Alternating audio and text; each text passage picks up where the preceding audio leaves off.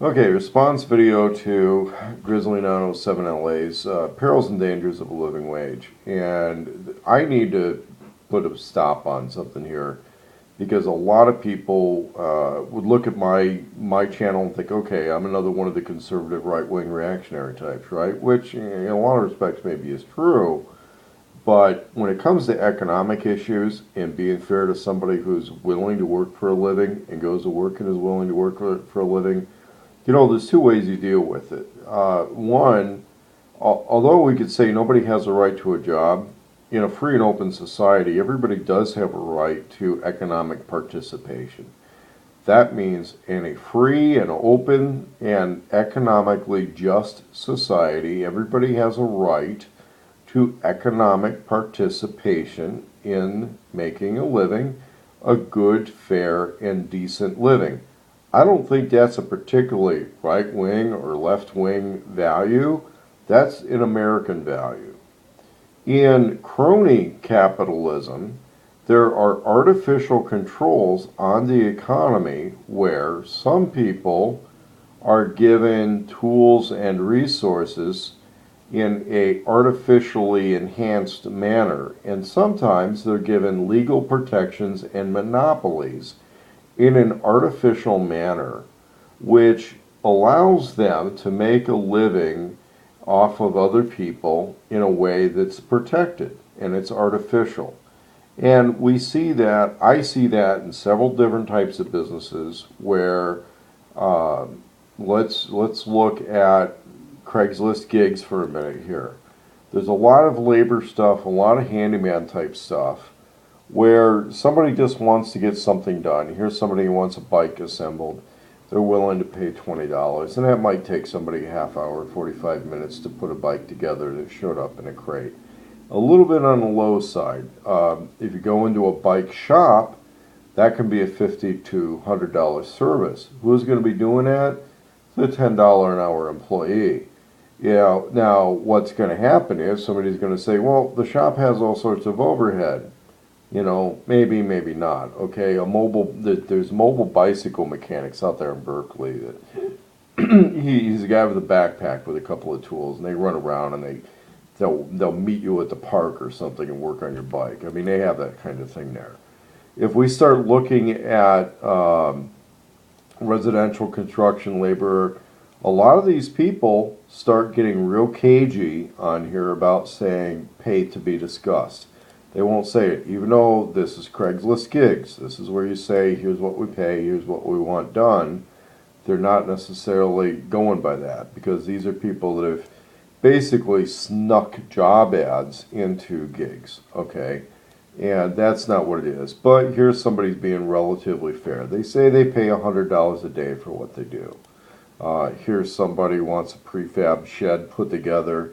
Here where I live, that's about $150 job. And there's a lot of people that would do that. Now, what we've had, though, is we've had a company that would contract and subcontract this sort of thing. The client pays $250. The guy who's actually putting the wrench on the parts is getting about $50 or $60 to do that job. And somehow, something which was originally a 5 or 6 man-hour job got turned into a 2 or 3 man-hour job also, as different contractors adjusted and subcontracted and all that kind of thing. And what happens is those same type of people seem to want to do things where they want 1099 reporting for this type of stuff. Now, in Oregon, 1099 piece rate is illegal on anything construction related. In Florida, it's heavily encouraged. So that varies a little bit from state to state.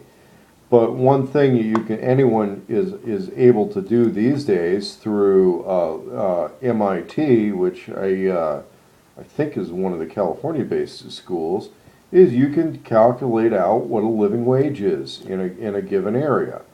And yeah, I think people have a right to know this, and people have a right to bring it up during job interviews or any interview with anybody to find out what a living wage is in an area. And I can tell you that if I tried to live in Marin County, California, with these types of numbers, that's not much of a lifestyle, okay? My understanding in that area is even the fast food joints and retail stores tend to want to pay a little more than this. So if somebody's complaining about $8 an hour, like they want me to expend any of my political clout to protect their right to try to hire people for less than that, here's the problem, and I got to explain this to Grizzly. You don't want to expend any of your political clout to protect people who want to occupy other people's times and lives and not pay a fair and living wage in a business activity. There is a way you can have a business activity where you're not going to be obligated to pay somebody a mandatory profit margin, which is what a wage really is. It's a mandatory profit margin for the worker. There is a way to do that, and that's called partnerships. Okay, that's called business partnerships, and you can have it where somebody is a smaller level business partner or a higher level business partner. But to really call somebody an employee, to actually engage into, let's say some sort of a master-servant relationship, then I think we have a problem when it's not at a living wage and it's at a situation where you're dealing with an adult, you're dealing with somebody who has normal and appropriate financial needs, and you're taking up their time. I have people work with me, and I tend to treat those types of business relationships with people as a limited partnership. If I land the job, then I'm the senior partner on that particular job. If the other guy lands the job, he's a senior partner on that particular job. So depending on who lands the job, we'll divide the money up a certain way. And a lot of times if it's hourly, the guy who lands the job gets a little bigger piece of the action than the guy who didn't land the job, and then the guy who provides the tools or the resources to get the job done, he gets a little bigger piece of the action. So in that sense, we operate in a limited partnership. And if somebody is really just hell-bent on being the bossy boss, and they don't want to pay a living wage, then we need to understand we can't take them seriously as an adult employer. And that's the way it is, okay? I will definitely, personally, disrespect and put down any business, any employer that I feel is really trying to be an adult employer, trying to play some kind of stupid games of a supremacy game in a business relationship, and they're not a living wage employer. I had that type of a relationship with a car dealership group here in Portland, Oregon, a few years ago. I worked for the Ron Tonkin dealerships, and they had this nasty habit of whenever a particular brand became very successful, and there were a lot of people buying those cars, they would turn around and they would hire too many salespeople to work that sales floor.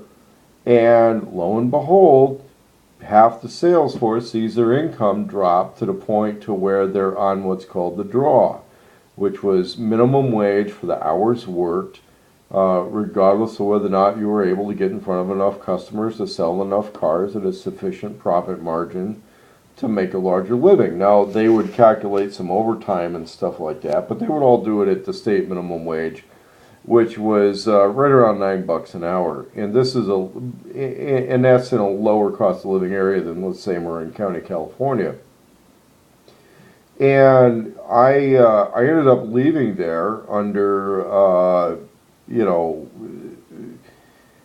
I don't know. I left that dealership. I went and worked at a couple others in this area and just ended up leaving the business. I mean, it was ridiculous. I saw car salesmen who had been in the business for several years. They knew what they were doing. And everybody's using food stamp cards to get their food for lunch. And that's ridiculous when you're talking about a business where 10, 20 years prior, a lot of guys are making 10 grand a month. And just because they'd have, one or two guys per store who are being spoon-fed special repeat customer deals and stuff like that, they're being spoon-fed deals, and they have some referrals, and maybe they're a little better than average with the customers, so they're spoon-fed more deals. They're making their $5,000 a month, and then the rest of the sales staff is on minimum wage, having to waste a lot of time with any breathing, living person who happens to wander into the parking lot wanting to look at something, and they really had no intention of buying a car. So everybody's, it's just a shitty situation. And so what happens is, you need to understand that some people are living wage employers and some are not. And if somebody is not a living wage employer, there's a level of respect I'm not going to have for them, regardless of whether or not they're into, looking and sounding dressed up and bossy boss and all that kind of stuff.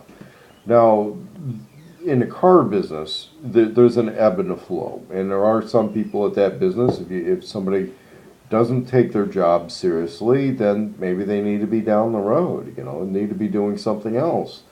And there's also no reason to entrap somebody at a crappy job if, it's not really working for the business owner to have the legitimacy of being a living wage employer. It's not really working for the employee to either be going in debt or become a recipient of state benefits because the business they're engaged in isn't even successful enough to pay a living wage. You can't have that. So, I don't think it should be a conservative political platform to even dispute issues related to living wage or minimum wage. I really think it's something we need to get off of. If somebody is going to want to conduct a business activity where they are unable to guarantee that somebody's going to be able to make a certain wage, you have to call that a partnership or a limited partnership. You're going to have to let loose of a couple of the reins on that group of horses, and that means handing them over to somebody else, and you sink or swim together. You got to do it. And so that's where I'm at on this. I really think it's dangerous to make disputing, minimum wage or living wage, to make disputing that into a political platform without addressing everything else, without addressing the corporate welfare, without addressing crony capitalism, which is not true capitalism. Then what you really need to understand is we still have every right to question and dispute the legitimacy of employers who don't pay or operate at the living wage level.